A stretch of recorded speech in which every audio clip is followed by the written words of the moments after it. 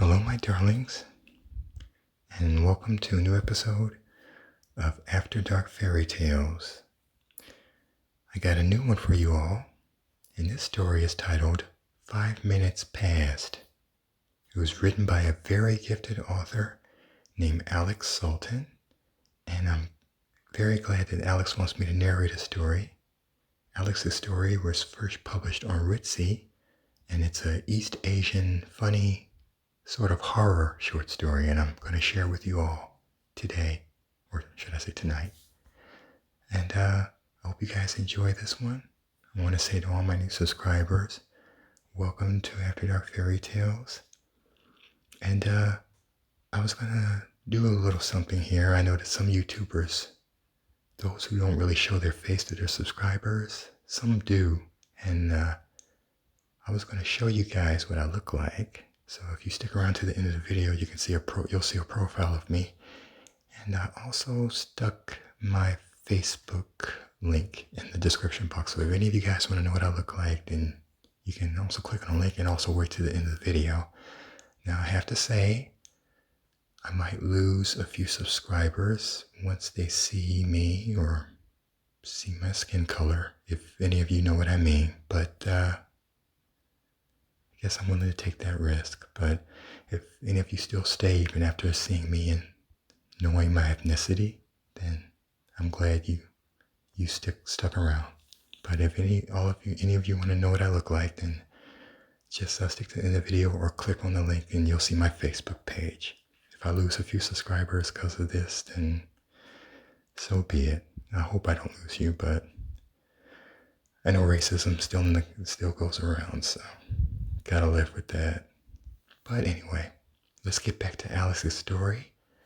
And it's a very, very good story.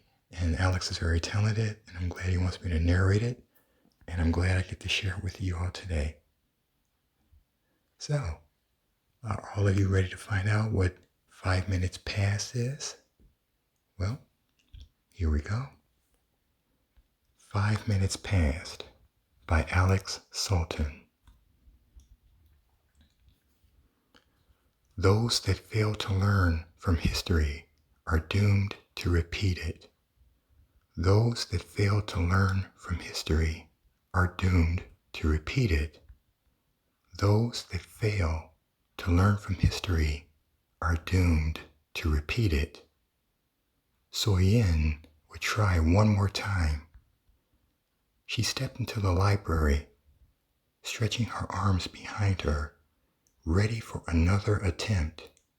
She'd get it this time, for sure, without a doubt. Everything down to the second had been memorized, and she wouldn't make the same mistake twice. So Yin checked the notes on her phone, then approached the table where Jisoo studied. He didn't know her yet. She knew him many times over. He read through a textbook on advanced biochemistry, copying and highlighting notes, lounging in the silence. So Yin tapped her fingers on the chair beside him. Is this seat taken? Jisoo thought to himself, no, but I prefer to study alone. No, Jisoo said, looking up from his textbook, but I prefer to study alone. A couple seconds of silence did the trick.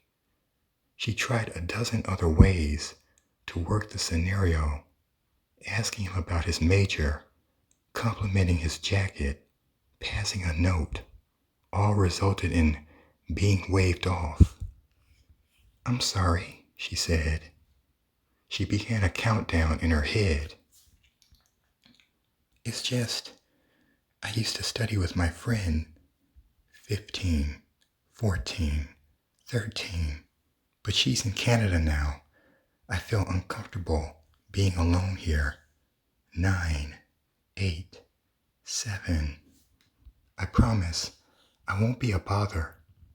Jisoo nodded, gesturing to the seat. 4, 3, 2. A girl in a pink blouse tripped behind him, her water bottle opening mid-fall. The bottle hit the ground and spilled. The girl bit her lip on impact. She got to her feet and wiped blood from her mouth before running off. Soyin exhaled. The countdown had been off. I've gotten that right every other time. What? Jisoo asked. What are you talking? I was supposed to catch her and impress you. It gets your attention.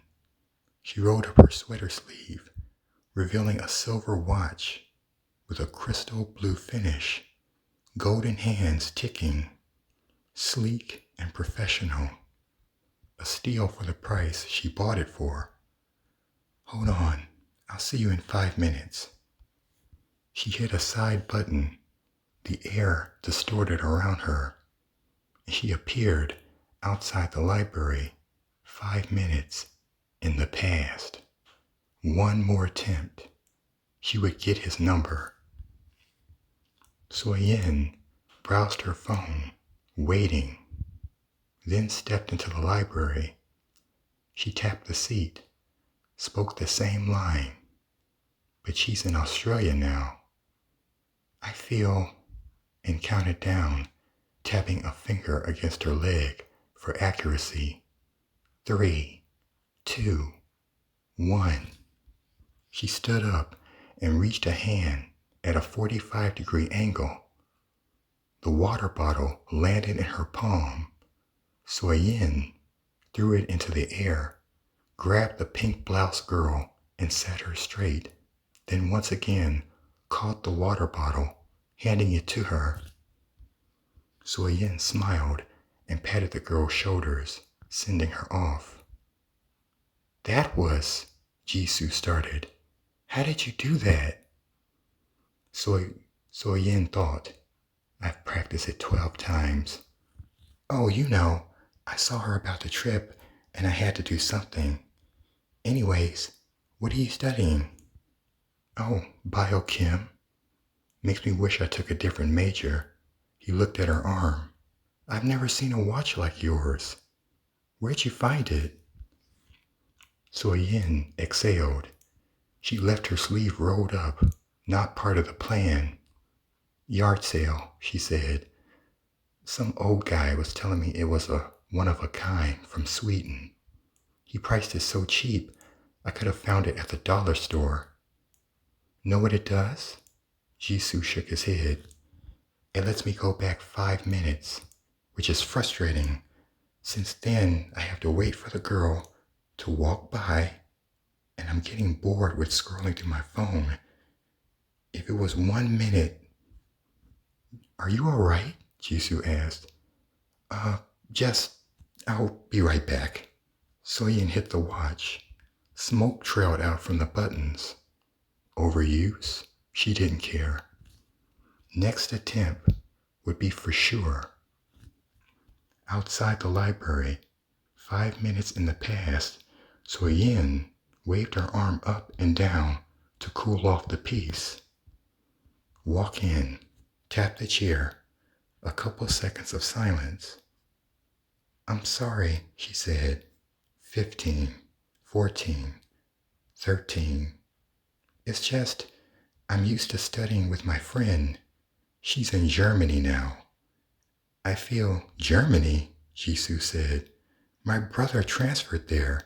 Which university is your friend going to? She clicked the side button. Smoke puffed out, the watch burning her arm. She undid the strap, a fine leather, and blew on the case to cool it down. Students passed by and gave her puzzled looks. Another try. Walk in. Wait at the table. Can I help you with something? Jisoo asked. That's the first time you've asked me that. Oh, I didn't tap the damn chair. Reset. Catch the girl. Continue. Anyways, she said, what are you studying? Biochem? Makes me wish I took a different major. And you? Aerospace engineering? Soyin reached into her bag for her books. orbital mechanics and all that. It's hard, but I have a lot of time to study. So Yin carried on with the conversation, referring to her phone for her notes, listening to pages, flipping, and the tapping of laptops. Everything according to plan. This had to be it. Jisoo laughed at her joke. It's nice studying with you. Could I get your number by chance? Jisoo hesitated. I'm sorry, I think you misread this. Okay, whatever, you're impossible. One more try. So Yin hit the watch, flinching as it heated up. Smoke billowed out. One more try what? Jisoo said. Hey, is your watch burning? It's not supposed to. The air distorted around her. Her ears popped. Her vision flashed white, then black, then into a dreamlike image of her sitting at the table. So Yin watched a past version of herself talk from attempts ago where she failed the countdown timing. I was supposed to catch her and impress you. It gets your attention. She rolled up her sleeve.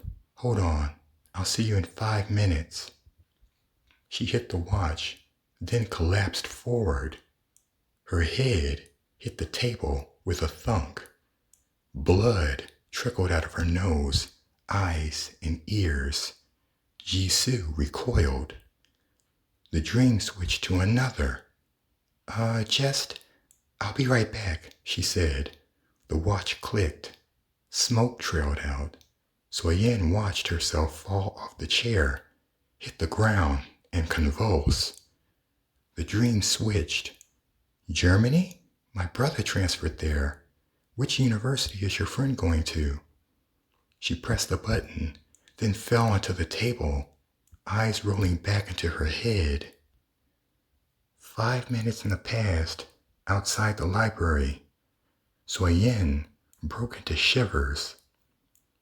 She stumbled to the table and rested her hands on the chair. Jisoo looked up. I'm not dead, am I? She asked. You didn't see me die? Do I know you? Oh God. So Yin hit the button. The visions repeated, faster, dozens this time. In her dorm, studying, pressing the watch for 5 more minutes. Blood leaked from her mouth and onto her notes. Getting more sleep, dying in her bed, rewinding to make it to class in time, a dead body in the hallways. 5 minutes in the past, So Yin rushed outside, unlocked her bike, and took off. Wind battered her hair. She shivered, trembling, struggling to keep steady. She collided with a pedestrian. They tripped onto the road. A car drove their way. So Yin hit the watch. 100 visions of her death followed. 5 minutes in the past, So Yin pedaled to the neighborhood where she bought the piece. The barrage of visions looped in her mind. She collapsed from her bike and stumbled onto a lawn. The old man reading a newspaper on his porch. You, she called. She fell to her knees. You have to help me. The watch. Back already? The man folded his newspaper. How many times have you pressed it? She took it off, holding it out. Hundreds. I've time traveled hundreds of times now. It's not time travel. That would be impossible. He reached out to take the watch. All you've been doing is creating a copy of yourself in a parallel world. Your body in the current one dies each time. I tried to explain this to you at the yard sale, but you took off. He grabbed a pocket knife from his jeans and flicked the blade, then popped open the back of the watch. Letters read, Edersol, above a pinhole. She squinted her eyes. I can't read Swedish. Restore. He dropped the knife and picked up a pen, then tapped the pinhole. A series of clicking noises followed. Ah, good as new, the man said. Next time you use it, the visions and the memories of use will fade. Shoo, before you do it, I don't want your body on my lawn. He returned to his Sudoku puzzle, and Soyen stumbled to the street. She raised the watch in front of her. One more death to forget it all. The hands ticked, taunting her. Who could live knowing they've killed themselves 100 times over? But to continue the cycle, stuck in a loop of repeated deaths, only finding mercy and resetting the process. Had she done it before? Soyen closed her eyes, then pressed her thumb against the button. The end. Well, did all of you like that one? I thought it was a little creepy. So she thought she was time traveling, but as she was hitting the watch, she was killing off herself and creating parallel universes. I hope that's not too out there for you guys. So she was killing copies of herself.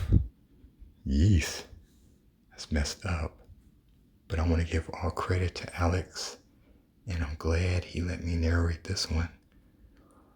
I hope all of you enjoyed it. If I seem like I'm whispering just a little bit, I'm not alone, so just trying to keep kind of quiet. My studio's kind of close, so.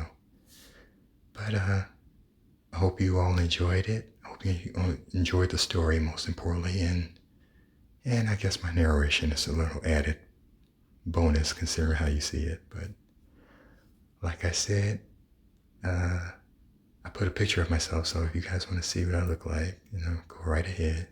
And also, please check out this story that I posted in the link where you can check out Alex's stories and his other stories on Reedsy.